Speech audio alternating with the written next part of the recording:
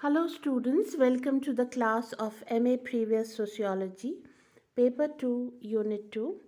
आज की क्लास में भी हम कंटिन्यू करेंगे कार्ल मार्क्स का द्वंद्वात्मक भौतिकवाद। आज हम इस विवेचना का तीसरा भाग देखेंगे। मैं Anupama Saha, associate professor sociology, government college Sirohi, Rajasthan. जैसा कि आप लोग देख पा रहे हैं अपने स्क्रीन्स पर, आज हम मार्क्स के मटीरियलिज्म की चर्चा करेंगे, उनके भौतिकवाद की चर्चा करेंगे।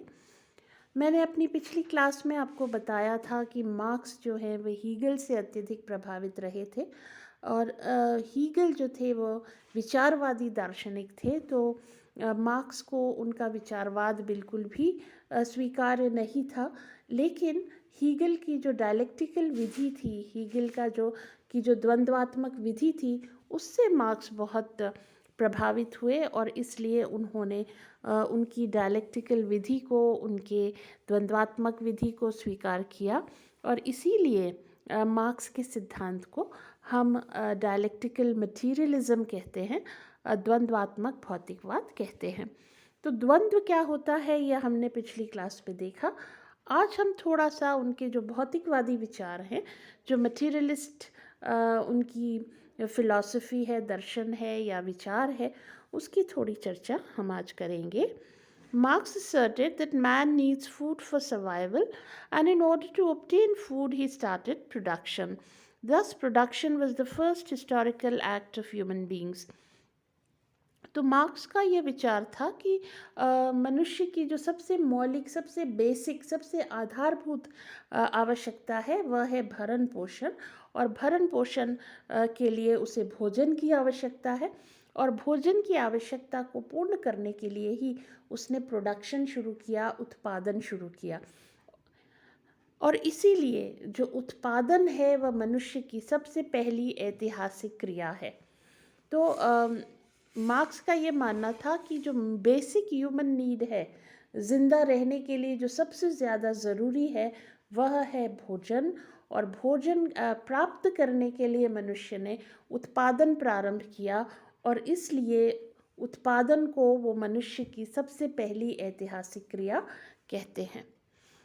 Thus, mode of production or the economic structure is the most important and the most basic of all structures in society. और इसीलिए कार्ल मार्क्स ये कहते हैं कि उत्पादन के साधन, अर्थात जो किसी भी समाज की आर्थिक संरचना होती है, वह सबसे महत्वपूर्ण संरचना होती है और सबसे आधारभूत संरचना होती है, क्योंकि वह मनुष्य की आधारभूत आवश्यकता से जुड़ी होती है। The mode of production is constituted by two elements. अब वो कहते हैं कि जो मोड ऑफ प्रोडक्शन है, जो उत्पादन के साधन है, वो दो तत्वों से मिलकर बनते हैं। ये दो तत्व क्या हैं? द फोर्सेस ऑफ प्रोडक्शन, यानी उत्पादन की शक्तियाँ, और उत्पादन की शक्तियों से तात्पर्य क्या है? The tools and means that are required for production. तो वे सभी टूल्स, वे सभी यंत्र, वे सभी इक्विपमेंट्स, वो सभी मशीनें या साधन जिनकी ज़रूरत होती है उत्पादन करने के लिए, या जिनका उपयोग किया जाता है उत्पादन के लिए, जिनके माध्यम से उत्पादन किया जाता है, वे सब फोर्सेस ऑफ प्रोडक्शन कहलाते हैं, उत्पादन की शक्तियाँ कहलाते हैं। तो जैसे मान लीजिए अगर कृषि आधारित अर्थव्यवस्था है, तो भूमि, लैंड, जिस पर कि कल्टीवेशन होता है, जिस पर कि हम खेती करते हैं, और जो खेती के अलग अलग यंत्र हैं, जैसे हल है, कुल्हाड़ी है, गेती है, फावड़ा है, ये सारी जो चीज़ें हैं जिनके माध्यम से हम कल्टीवेशन करते हैं, वो कहलाते हैं उत्पादन की शक्तियाँ। तो वो टूल्स, वो यंत्र, वो साधन जिनके माध्यम से उत्पादन किया जाता है, वे कहलाती हैं उत्पादन की शक्तियाँ। और दूसरा है द रिलेशनशिप्स ऑफ प्रोडक्शन, यानी उत्पादन के संबंध। अब उत्पादन के संबंधों से क्या मतलब है? The relationships between people involved in the organisation of production. तो वे लोग जो उत्पादन के संगठन में सम्मिलित हैं, उन लोगों के बीच के आपसी जो संबंध हैं, उनको हम रिलेशंस ऑफ प्रोडक्शन या उत्पादन के संबंध कहते हैं। तो जैसे मान लीजिए कि कृषि आधारित अगर अर्थव्यवस्था है, तो कृषि आधारित अर्थव्यवस्था में उत्पादन का साधन खेती होता है। तो खेती करने वाले जो किसान हैं, जो मजदूरी करते हैं, जो अपने श्रम से उत्पादन करते हैं, अन्न का उत्पादन करते हैं, वे लोग हो गए। फिर वे जो खेती योग्य भूमि के मालिक हैं, अर्थात जो सामंत हैं या ज़मींदार हैं, वह भी उस ऑर्गेनाइजेशन ऑफ प्रोडक्शन, वो भी उस उत्पादन के संगठन में महत्वपूर्ण भूमिका अदा कर रहे हैं, क्योंकि वे खेती योग्य भूमि के मालिक हैं, वो उस भूमि को कंट्रोल कर रहे हैं। तो इस तरह से हम देखते हैं कि जो लोग शामिल हैं उत्पादन के संगठन में, वो हैं किसान और श्रमिक, कृषि श्रमिक और ज़मींदार। और इनके बीच के जो आपस के संबंध हैं, श्रमिक और श्रमिक के बीच के संबंध, श्रमिक और ज़मींदार के बीच के संबंध, ज़मींदार और ज़मींदार के बीच के संबंध, ये सब रिलेशनशिप्स ऑफ प्रोडक्शन कहलाते हैं, ये उत्पादन के संबंध कहलाते हैं। Marx calls the economic structure as the basic structure of any society. तो जैसा मैंने आपको पहले भी बताया, मार्क्स का ये मानना है कि किसी भी समाज की जो आर्थिक संरचना होती है, वह उस समाज की मौलिक संरचना होती है, मूलभूत संरचना होती है, क्योंकि उसका संबंध ही मनुष्य के आधारभूत नीड्स के साथ होता है, आवश्यकताओं के साथ होता है, अस्तित्व की आवश्यकताओं के साथ होता है। और इसलिए जो इकोनॉमिक स्ट्रक्चर है, आर्थिक संरचना है, वह बेसिक संरचना कहलाती है। All other structures such as political, social, religious, legal, etc. are superstructures dependent upon the basic structure.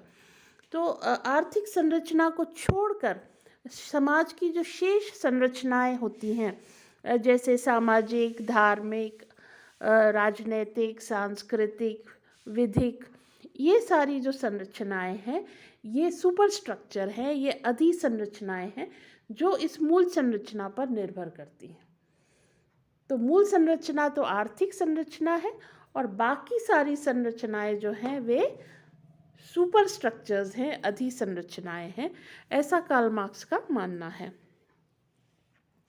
Marks further points out that as long as there is harmony and balance between the forces of production and the relationships of production, the mode of production is stable and the economic structure is also stable.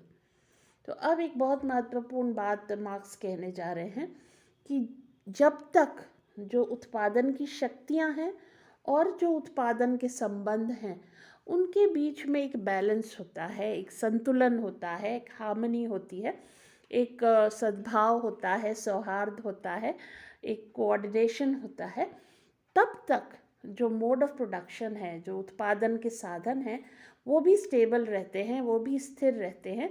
और इसलिए जो आर्थिक संरचना है वह भी स्थिर रहती है, क्योंकि आर्थिक संरचना मोड ऑफ प्रोडक्शन से ही बनती है।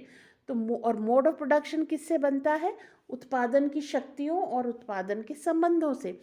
तो मार्क्स क्या कह रहे हैं कि जब तक उत्पादन की शक्तियों और उत्पादन के संबंधों में एक बैलेंस है, एक संतुलन है, हार्मनी है, सौहार्द है, तब तक जो उत्पादन के साधन हैं वह भी स्थिर रहते हैं, स्टेबल रहते हैं।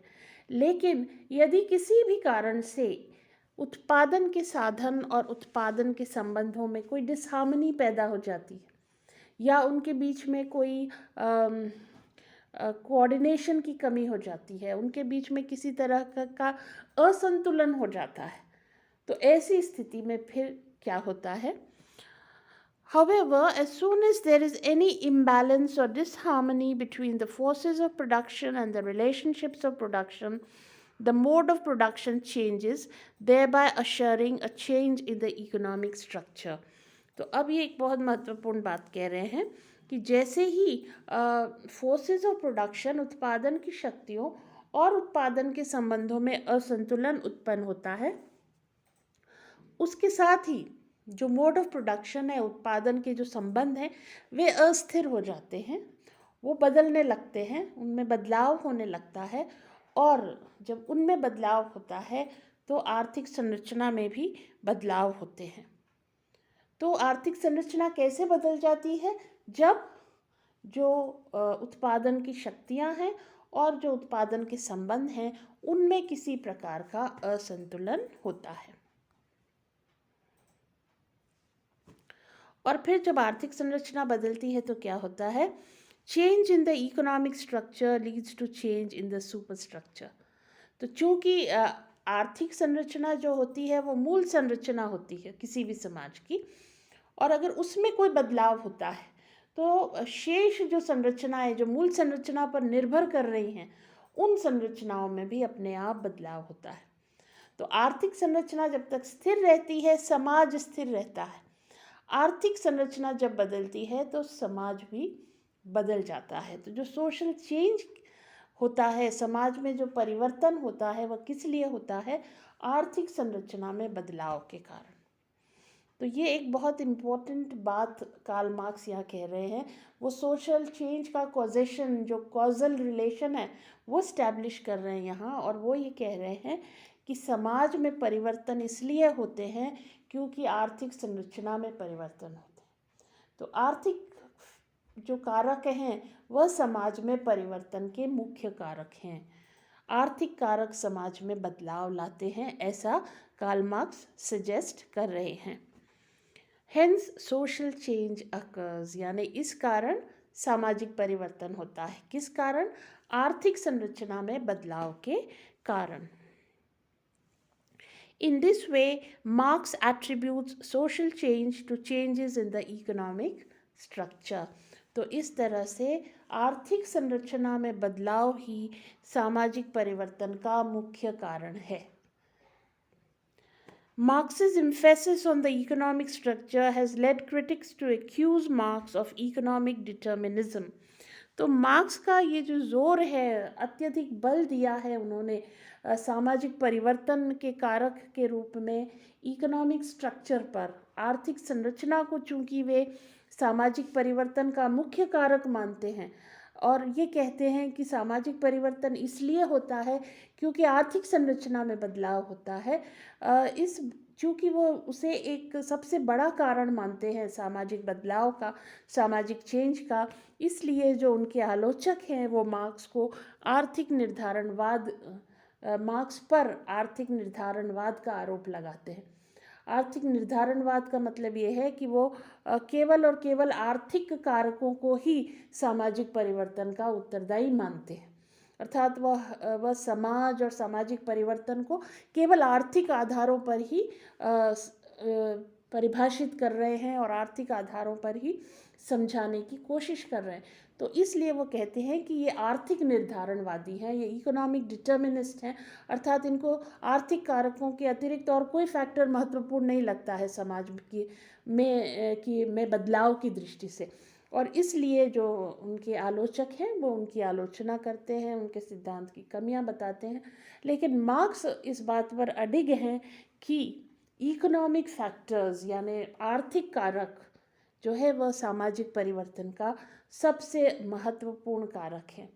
अपने क्रिटिक्स का जवाब देते हुए वे यह कहते हैं कि यह सही है कि समाज में और कारणों से भी बदलाव हो सकते हैं, लेकिन जो सबसे इम्पोर्टेंट कारक है, जो सबसे महत्वपूर्ण कारक है सामाजिक परिवर्तन का, वह आर्थिक कारक ही हैं। और ये मार्क्स इस व्यू पर अडिग रहते हैं और उसको एम्फसाइज करते हैं और हमेशा यह बात कहते हैं कि आर्थिक संरचना समाज की मूल संरचना है और आर्थिक संरचना में बदलाव के कारण ही सामाजिक व्यवस्थाओं में या सामाजिक संरचनाओं में बदलाव होते हैं। तो आज की वीडियो में बस इतना ही। हम कंटिन्यू करेंगे मार्क्स की इस विवेचना को अपने आने वाले वीडियोस में।